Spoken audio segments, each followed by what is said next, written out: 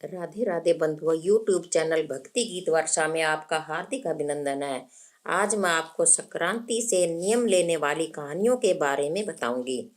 यह कहानियां संक्रांति से उठाई जाती हैं, साल भर कहानी कही जाती हैं, या फिर आप 40 दिन का भी संकल्प ले सकते हैं, या 7 दिन तक कहानी कहकर उसका उद्यापन कर सकते हैं। लोटा पानी का चावल लेकर आप कहानी कहें। बंधुओं, वीडियो के आखिर में मैं इसका उद्यापन के सामान के बारे में बताऊंगी। कृपया वीडियो में आखिर तक बने रहें।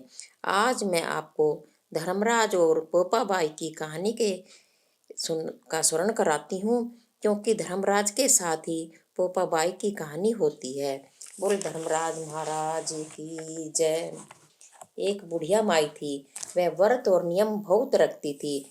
एक दिन भगवान के घर से यमदूत लेने आए। बुढ़िया माई यमदूत के साथ चली गई। आगे गहरी नदी बह रही थी। बुढ़िया माई डूबने लगी। तब यमराज जी ने पूछा, माई गाय दान की हुई है क्या? तब बुढ़िया माई ने मन में गाय माता का ध्यान किया तो गाय माता उपस्थित हो गई। गाय की पूंछ पकड़कर बुढ़िया माई नदी पार हो गई। आगे तो काले कुत्ते खाने दौड़े। तब यमराज जी ने पूछा, कुत्ते को रोटी दी है क्या? बुढ़िया माई ने मन में कुत्ते का ध्यान किया तो कुत्ते चले गए। आगे चली तो काले कौवे बुढ़िया माई को चोंच मारने लगे। तब यमराज जी ने कहा कि ब्राह्मण की बेटी को सिर में तेल लगाया है क्या? बुढ़िया माई ने ब्राह्मण की बेटी को याद किया तो कौवों ने चोंच मारना छोड़ दिया। आगे गई तो पैरों में कांटे चुभने लगे। तब यमराज जी ने कहा कि चप्पल दान की है क्या? बुढ़िया माई ने याद किया तो चप्पल पैरों में आ गई। आगे चली तो चित्रगुप्त ने यमराज जी से कहा, आप किसको ले आए हो? तब यमराज जी ने कहा कि बुढ़िया माई ने दान पुण्य तो बहुत किया है, परंतु धर्मराज का कुछ नहीं किया, इसलिए आगे के द्वार बंद हैं। तब बुढ़िया माई बोली कि मुझे 7 दिनों के लिए धरती पर जाने की आज्ञा दो।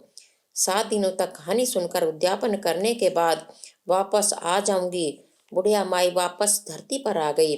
पूरे गांव में खबर फैल गई कि बुढ़िया माई भूतनी का रूप धारण करके आ गई है।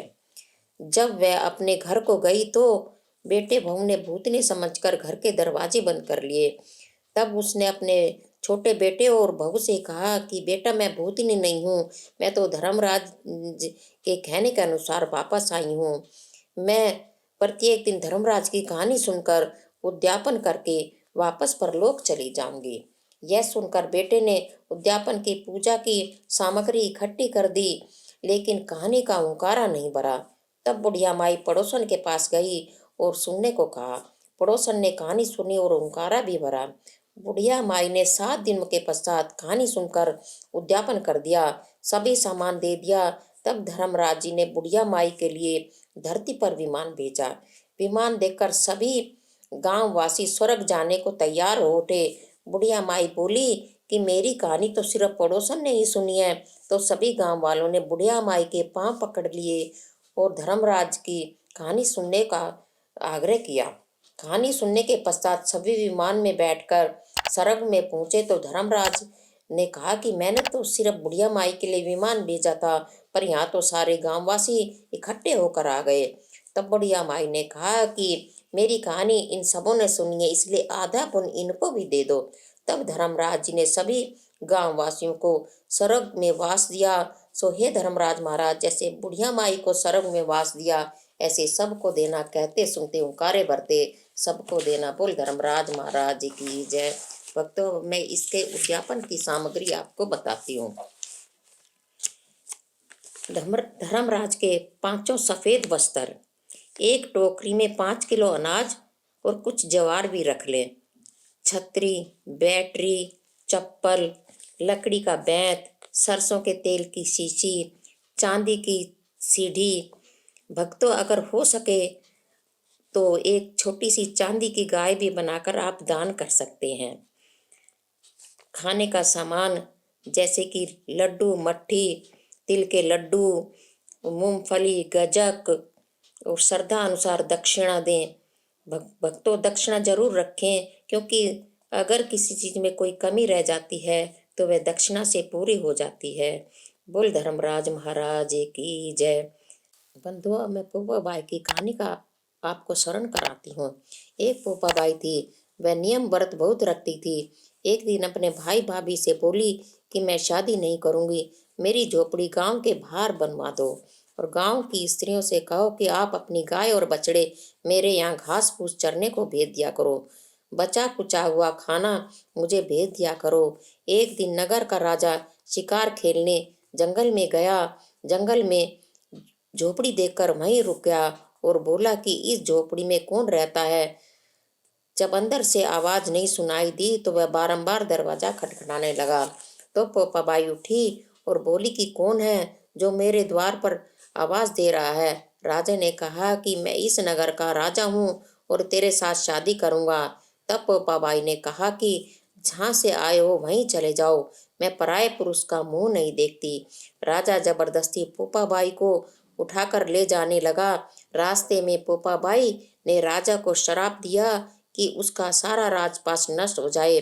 जब वह नगर में पहुंचा तो रानियों ने कहा कि आप इसको वापस उसकी झोपड़ी में छोड़ाओ। राजा जब पोपाबाई को छोड़ने गया तो रास्ते में पाप की नदी आई। राजा उस पाप की नदी में डूब गया। पोपाबाई धर्मराज के यहाँ पहुंची तो धर्मराज जी ने पोपाबाई को स्वर्ग का राज दे दिया। एक गांव में एक सेठ सेठानी की मृत्यु हो गई। वह जब स्वर्ग सिधारे तो प्रवेश करने के लिए स्वर्ग के द्वार बंद देखकर उन्होंने धर्मराज से द्वार खोलने का आग्रह किया। तब धर्मराज ने कहा, यहाँ पोपोबाई का राज है, आपने पोपोबाई का कुछ नहीं करा। सेठ सेठानी बोले, जी हम तो पोपोबाई को जानते नहीं, आप हमें 7 दिन के लिए मृत्यु लोक में वापस भेज दो। धर्मराज ने उनको मृत्युलोक में वापस भेज दिया और उसने कहा कि पोपोबाई का उद्यापन करने के लिए 8 खोपरों में राई भरकर दक्षिणा, पोपोबाई के 5 कपड़े, खाने पीने का सामान, रेवड़ी, गजक, मूंगफली और कंवारी कन्या को जिमाकर उसका उद्यापन करें। और राज है पोपोबाई का, लेखा लेगी राई राई का। बोल पोपोबाई की जय। भक्तों, चैनल को लाइक शेयर एंड सब्सक्राइब करें और बेल आइकन भी दबाएं जिससे कि आपको नई वीडियो की जानकारी मिल सके।